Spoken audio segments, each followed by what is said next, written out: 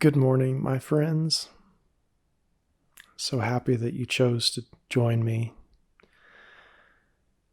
Today, I'd like to talk about something that's been dear to my heart for quite some time, or a word or a concept that has been meaningful to me for quite some time: authenticity.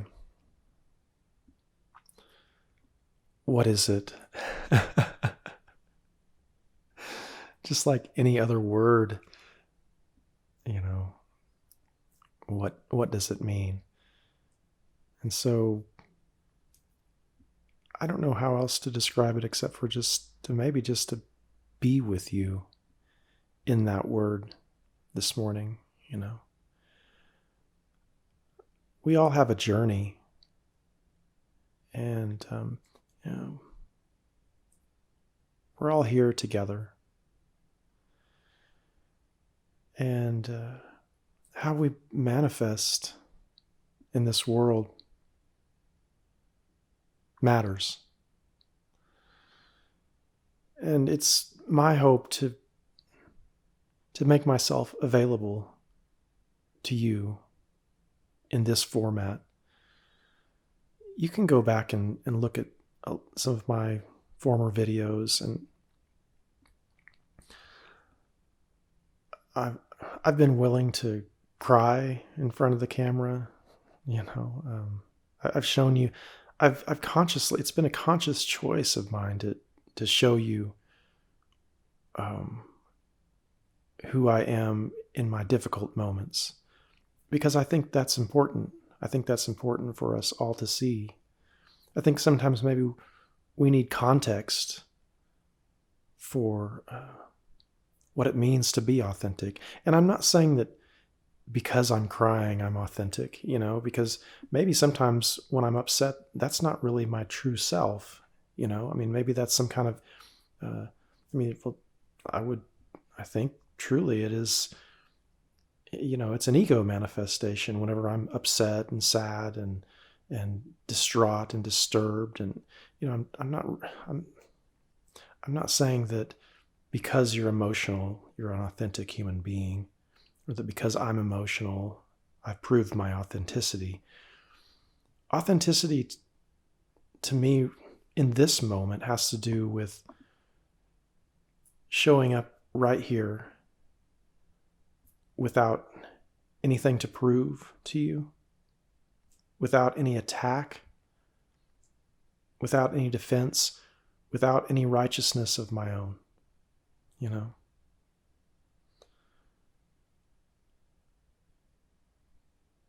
I do these meditations, and I turn the camera on and I speak to you, and I'm trying to be of some kind of help.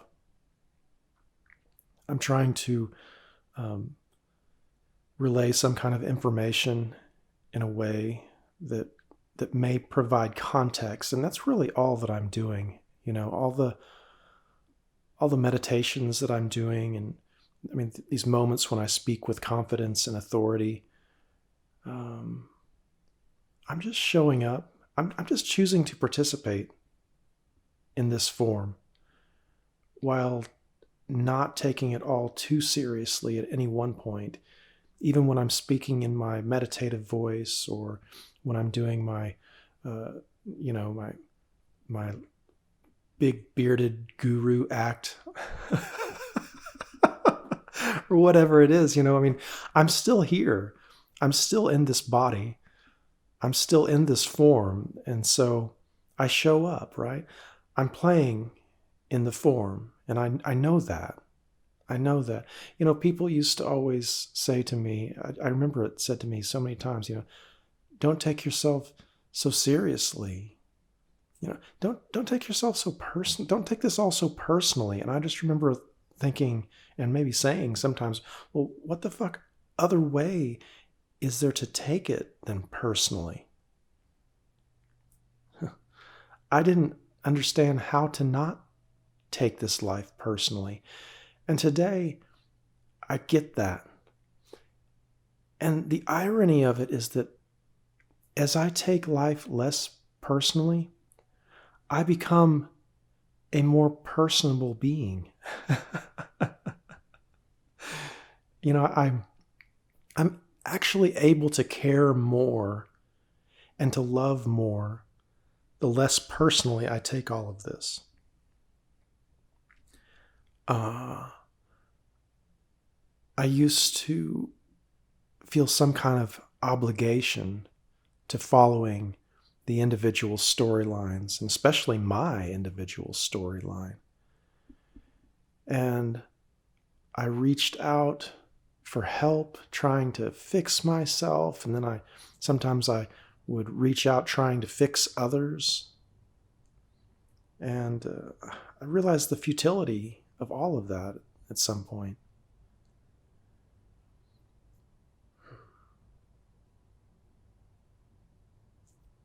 I'm not saying we shouldn't have a spiritual practice, that we shouldn't do things that are good for ourselves or good for our bodies. Obviously, you can watch my videos and you can see that I've practiced many forms.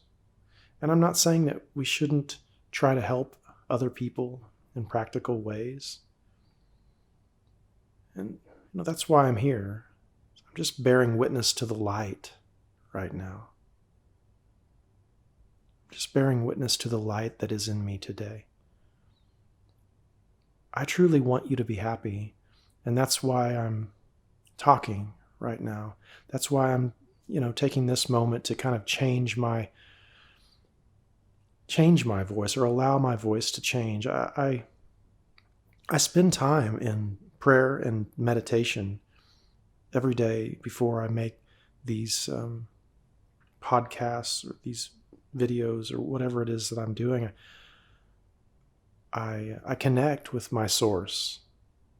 I wait and I find my joy. And I come to a place where I'm not alone. I realize that I am not alone. I come to a place of authenticity within myself, where I am experiencing true joy. That's what my practice is like today. And I really enjoy speaking to you. I know who a few of you are, but I'm really interested in connecting, and somehow helping to lift each other up. Here I am. I'm a human being who has a story of deep suffering and despair, anguish, oftentimes wanting this life to be over, just wanting to be dead, not knowing how or why to move in to the next hours of my day. And today it's not like that. I have hope. I have love. I have faith. And I'm not asking anyone to believe like I'm believing. I'm not asking anyone to believe my story. I'm not even asking you to believe your story. In fact, I'm suggesting that leaving these stories behind is what waking up is like. Now, does that mean we don't love stories, that we can't be grateful for our own story and our own, our religious stories? No, that we can participate in all that, and that's exactly what I'm doing today. This body that I occupy seems to have a history. And sometimes I refer to that history. But I refer to that history now symbolically in my own heart, realizing that I am not my story. I am this being who can only seem to manifest in this present moment. The present moment is all there ever was, and here we are together, right here, right now. And my wellness, or my mental health, or my awakening, my salvation, my healing, my wholeness, whatever word you want to choose, whatever word I choose to choose, for being okay, which was kind of my original prayer many, many, many years ago. I just want to be okay.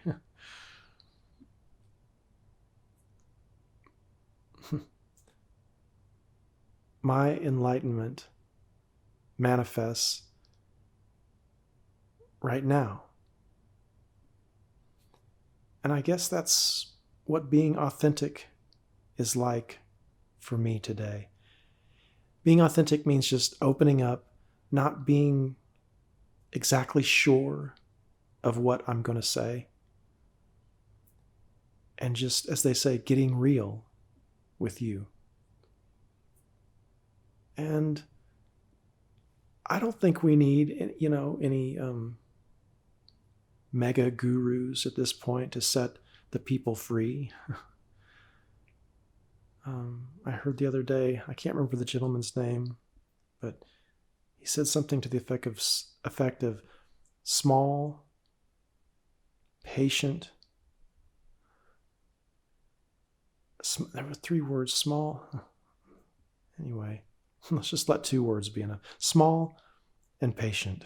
Okay. See, here I am. I'm just me. I think authenticity has to do with how we react when we come up a little bit short.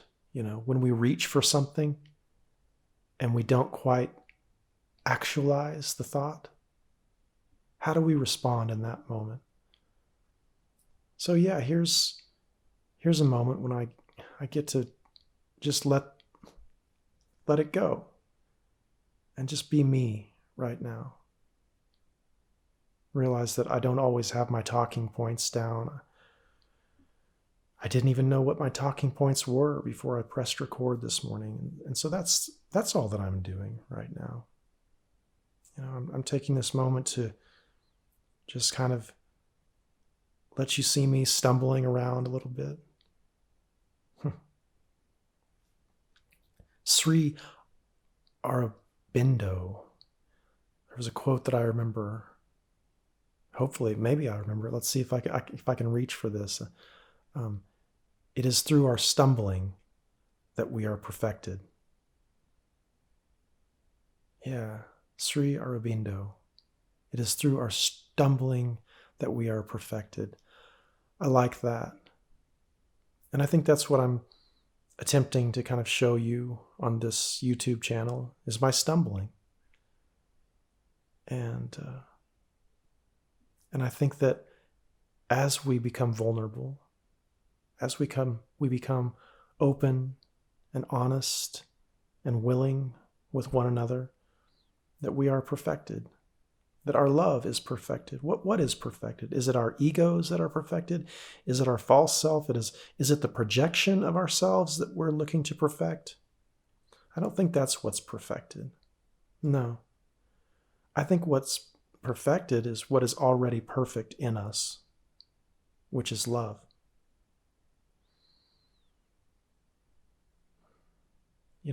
I watch gurus on YouTube. I watch people who are experts on spiritual development, people who have made good livings, or people who have who live some kind of protected life in a monastery.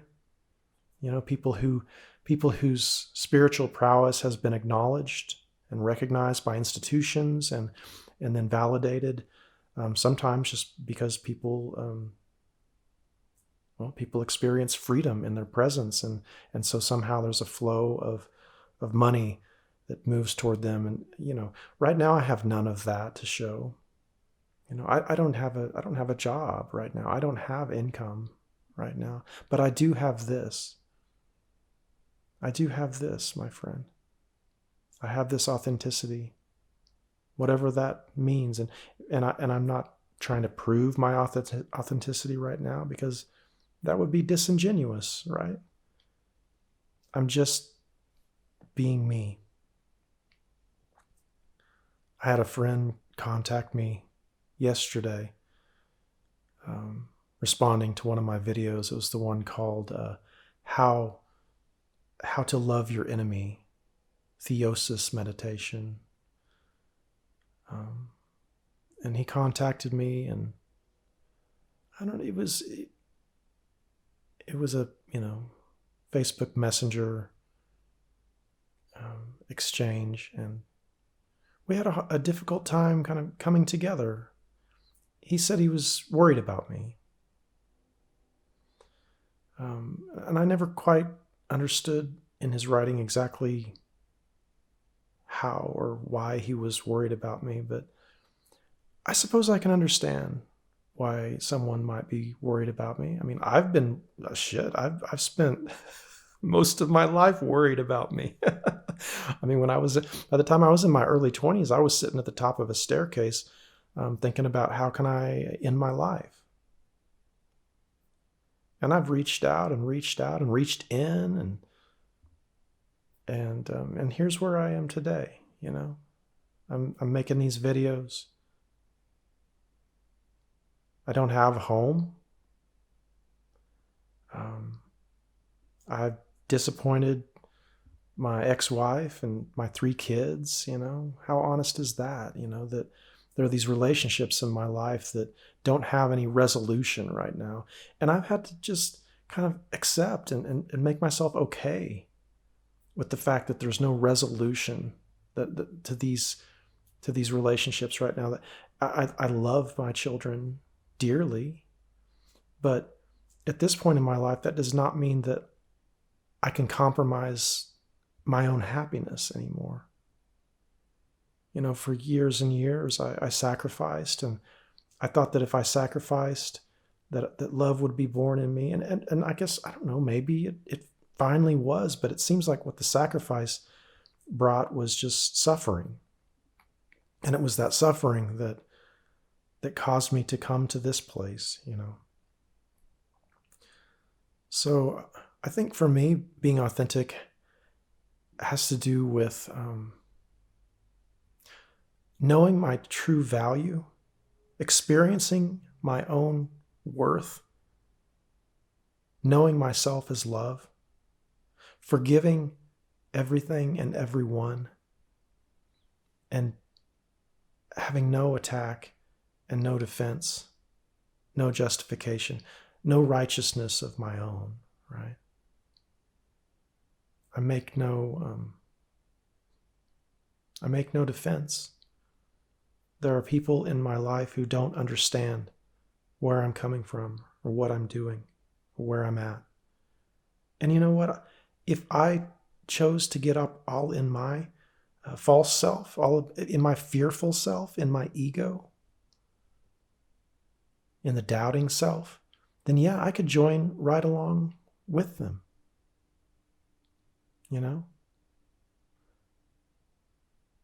My daughter sent me this text a few months ago, disappointed in you. Why couldn't you just keep working for a few more years while I get through college,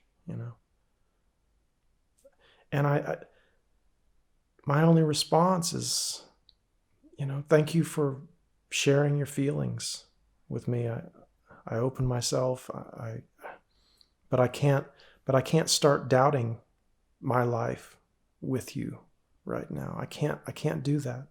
I love you. I respect your position. I respect your feelings. Obviously I'm paraphrasing.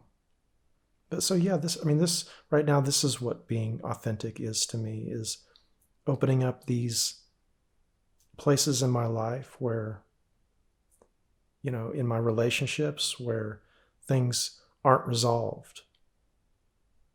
And I guess what being authentic means to me today is that I can be okay with that non-resolution. One of my teachers, Pema Chodron, she talked about non-resolution is actually our birthright. That we suffer because we're always trying to make things resolve for us. We want to get things together. We want to be able to prove to ourselves and to everyone that we are good people.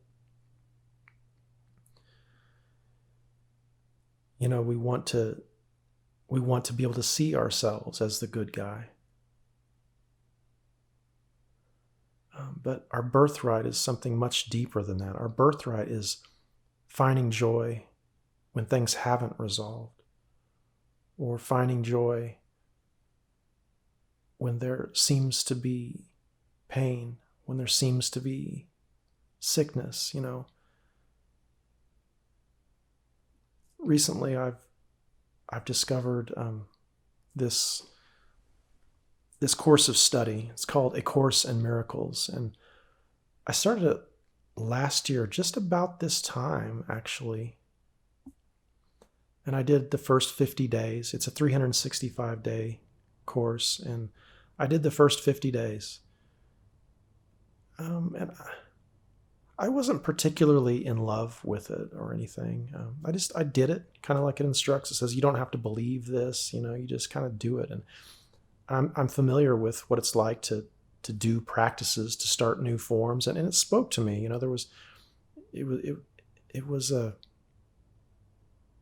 It's this meditative practice that just kind of starts intentionally deconstructing the ego, basically. And then, I think around the beginning of October, just recently, I got back into it. I started it back up. There was a book I found called The Disappearance of the Universe, and it kind of just showed up. I was at a thrift shop one day, and this book just found its way into my hands, and it just started my journey up with the Course again. And it's been the continuance of that course. It's really been the results of the course have been this current that my continuing with those meditations seems to have caused this recent awakening to love and reality. So yeah, I'm just kind of opening that up. I don't know. I talk to you right now as if you're my friend. Obviously, there's no back and forth when I'm talking into this microphone, but I'm hoping to have back and forth. I think that's what I'm kind of interested in more of in my life, is back and forth, is you and I helping each other somehow through some kind of discourse, some kind of interaction. And I don't know how that goes. I've done a lot of isolating myself in my life. I've also done a lot of reaching out, and a lot of people have told me that I'm a good friend. A lot of people have told me that they see love and light in me, And I've listened to those people, and now I'm finally experiencing the love and the light that so many of you have wanted for me to experience in myself for so long. Yeah, so these are tears of joy. For so long, so many of you have just said, can you stop being so hard on yourself? Can you see the love that is in your own heart? And today I'm experiencing that. I'm experiencing that love that's in my own heart. And that's why at 2:00 in the morning, I wake up from a dream that seems to be real heavy, and then I return home. I begin reminding myself that I'm not obligated to suffer. I remind myself that it's God's will for me to be happy. And then I am happy. And I'm in communion with the One, and I've forgiven the world, and I'm not needing to attack anyone out there or defend myself. And from what I understand, that's a pretty profound experience these days. I'm waking up with nothing to prove, no one to attack, and no one to defend myself from. And when somebody has a problem with me or a question about me, I maintain that general state. I may not enjoy that interaction, and I'm free to be honest about the fact that I don't enjoy that interaction. But then I can also see myself in that person who is questioning me or doubting me, or may seem to be my enemy in a moment, or whatever that is, because I get to forgive. So, yeah, that's kind of what authenticity is like for me right now. Just, I'm just here, you know, I'm just here. Here we are. I know you're my friend. I know there's nothing between us.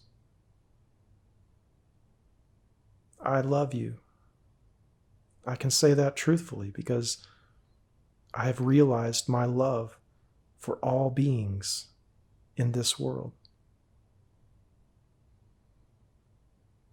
I can say that I love you in the same way that I love myself, because it is as I love you that I find my love for myself. And it is as I love myself that I find my love for the whole world, that I experience myself as the one. And this is what authenticity is like for me. I know I'm well because I want you to be happy. I know I'm well because I'm not attacking you. I know I'm well because I'm not trying to prove myself to you.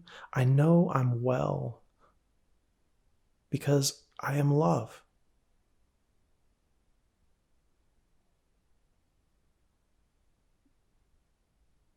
And I know that that's who you are too. You are not the one who suffers. You are not the angry one. You are not the defensive one. You are not the self-righteous one. You are not the anxious one. You are not hateful and rageful and vengeful. You are not accusational. You are not alone. You are not isolated. You are not alienated.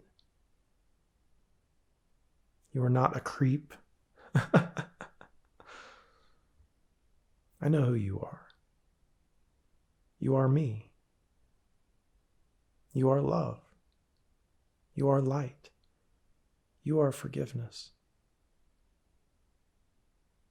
And so this is what being authentic is like for me, is really feeling that, really knowing that.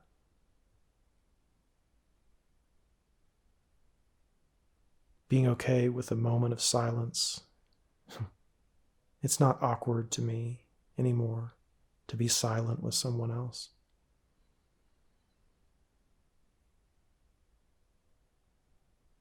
Really being able to say, I love you, to someone that I haven't spoken to in quite some time, or to a stranger, to know what that means. I love you. I love you. So authenticity, keeping it real, being a genuine human being. What does that mean to you? What's that like for you? I'm curious. How do you show up in this world? What kind of experience do you have with being a genuine human being?